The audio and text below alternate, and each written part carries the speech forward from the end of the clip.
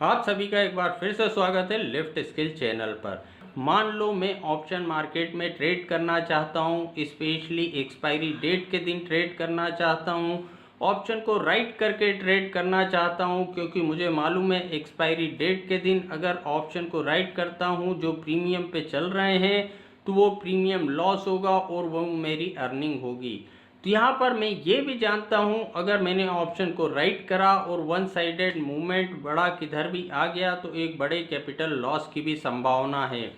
तो यहाँ पर मैं क्या कर सकता हूँ बेटर तरीके से, और मैं किस तरीके से एनालिसिस कर सकता हूँ कि इस तरीके को लेके अगर मैं कंटिन्यू आगे चलूँगा तो मुझे मेरी कैपिटल बढ़ते हुए दिखेगी या कम होते हुए दिखेगी।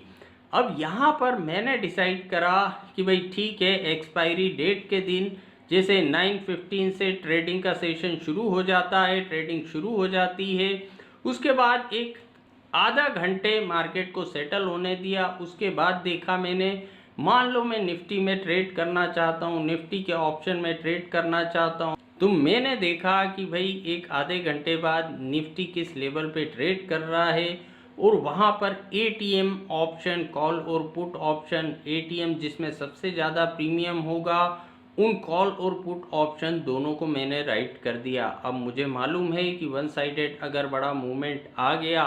तो यहाँ पर लॉस की भी संभावना है। उसे प्रोटेक्ट करने के लिए यहाँ पर कॉल ऑप्शन में और पुट ऑप्शन में दोनों में एक 50-50% का मैंने स्टॉप लॉस लगा दिया जिस प्राइस पे उसे सेल करा है।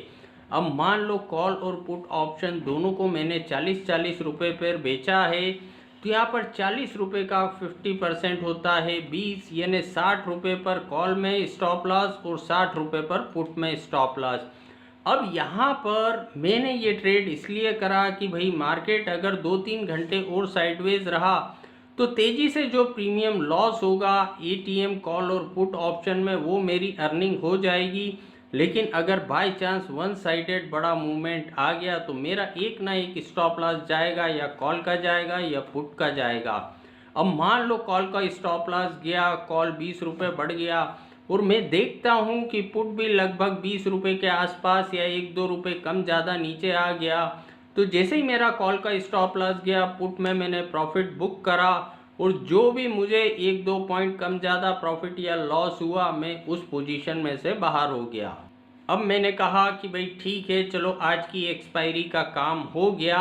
अब यहाँ पर मुझे किस तरीके से सेल्फ एनालिसिस करना है, मैं ये देखता हूँ कि अगर इस तरीके को लेके अगर मैं कंटिन्यू चलता हूँ, एक टेंटेटिव 10 ट्रेड को अगर मैं फॉलो करता हूँ, 10 एक्सपायरी में 10 ट्रेड को अगर मैं फॉलो करता हूँ, तो यहाँ पर मैं देखता हूँ कि भाई 10 ट्रेड में मुझे कितने पॉइंट आए और मेरे कितने पॉइंट गए।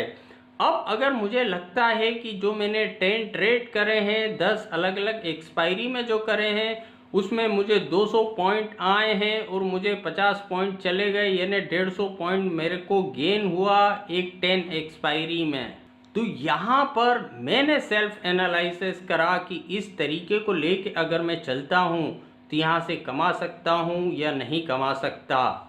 और उसके बाद जहाँ तक कमाई बढ़ाने की बात आती है, तो यहाँ पर जब हमें ये पता चल गया कि भाई इस तरीके से हम कमा सकते हैं, तो उसके बाद एक लॉट के बजाय हम 5 लॉट, 10 लॉट, जो भी हमारी कैपेसिटी है उस पर काम कर सकते हैं, क्योंकि हम ट्रेडिंग का तरीका नहीं बदल रहे, पैटर्न नहीं बदल रहे, हम सिर्फ क्वांटिटी बढ़ा रहे हैं। तो जब हम एक लॉट में कमा सकते हैं तो 10 में भी कमाएंगे।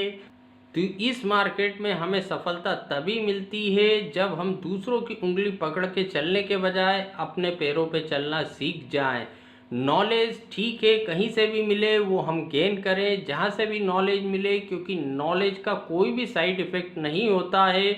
लेकिन यहाँ पर उस नॉलेज को हम सेल्फ एनालिसिस करें कि इस नॉलेज के साथ यहाँ पर हम सक्सेसफुल हो सकते हैं या नहीं हो सकते। आज के वीडियो में इतना ही। अगर ये वीडियो आपको पसंद आया हो तो जाते जाते इस वीडियो को लाइक ज़रूर करिए। Thank you.